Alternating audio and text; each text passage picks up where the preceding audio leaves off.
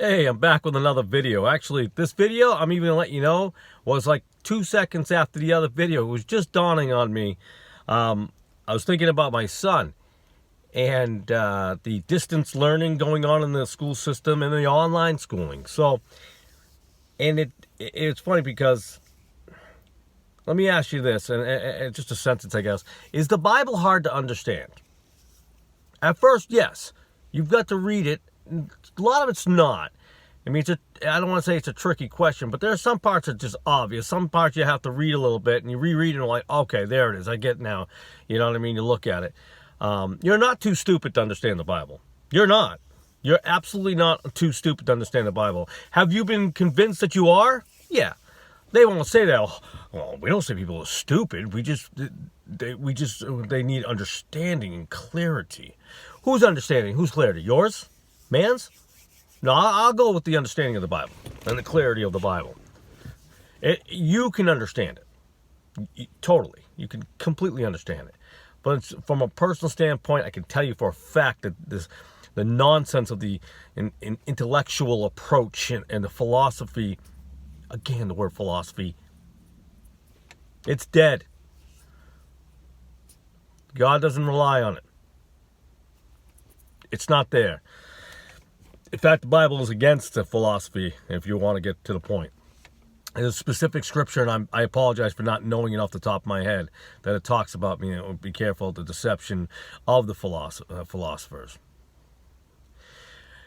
But I was thinking about the fact that all those years, I was listening to other things, and, well, you know what? Here's the Bible. Read this, though. This is a really good book that'll explain this. And it didn't really explain it. It made more questions. And this over here, and then that made more questions. I'm like, oh, my goodness, I can't understand any of this. I'm like, there's so many different things. And then you go to a church, and I went to one church where you had the ESV on one side, the NIV on the other side. And then one day I saw King James up there, and then the NK, all over the place. And they don't all mean the same. They don't. So I will say right now, if your pastor tells you that, I don't think he's ignorant. I think he's a liar.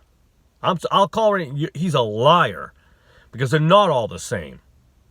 They're not all the same. The world changed words. You went with the world when you're not supposed to be with the world.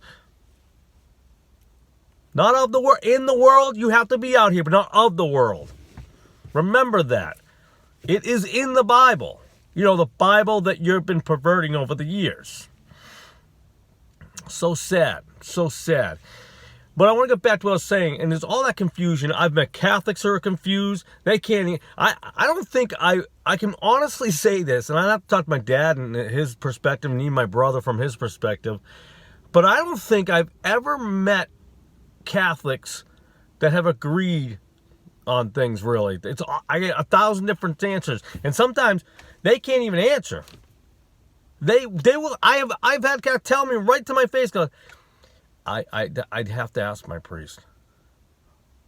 Do you read the Bible? Well, I get my understanding from. Huh? Interesting. Not from God, Jesus, apostles, nothing. No. Why do we have that book?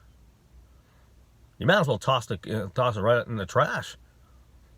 You don't follow it. You go, yeah, I do. No, you don't.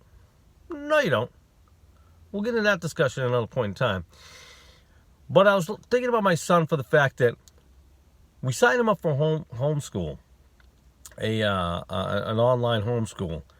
And it turns out to be cheaper than sending him to public school, if you think about it. Well, we sent him to that. Now, he was excited. And number one, to be trying it out. But number one, he goes, Dad, this is ridiculous. I'm like, what's the matter? All my information is right here in one spot. Yeah. He goes, at school, I got to go all over the place. I got to go to this website, that website, this website, that website to get the understanding of one thing. And it confuses me. Ain't that interesting? And it reminded me of, yes, mostly the Catholic Church, but a lot of places, a lot of denominations that send you all this other information.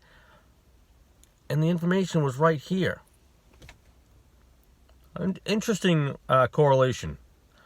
I think that's a beautiful analogy for the fact that same thing over there. Mass confusion. I don't want to do this anymore. My son was so angry and upset. He was fed up with school because none of it made sense because it was everywhere, and even the different websites were saying different things, and he couldn't keep it straight. And then he goes to this one site, boom, the information was there. Any information he needed was right there. He actually made a video. I was proud of him. He's got a YouTube channel. I'm not going to say his YouTube channel. He doesn't want me to put it out there because he wants to earn his views on his own. I'm like, that's totally cool. I respect that. Maybe one day if he gives me permission and he says, yes, I'll take extra views, I'll put it out there. But he was just giving his opinion on it, and he was absolutely phenomenally right. He said, Dad, why would the school system make you go all over the place in all these different places if it was in one spot? And I couldn't help but think of the Catholic Church and some other denominations, but let's face it, Catholic Church, when the understanding is right here and you sent them everywhere else, causing confusion, almost on the borderline depression. He didn't have depression, but I'm just saying there are kids out there. Why do you think they fail? Why do you think they get fed up with school? Why do you think they have hatred at school? Why do you think there's problems in school? Why do you think they stop doing well in school? Mass confusion. Sound like a religion you might have heard of? All right, well, thank you for tuning into this video. I appreciate it as always. And as always, God bless, I love you, and have an awesome day.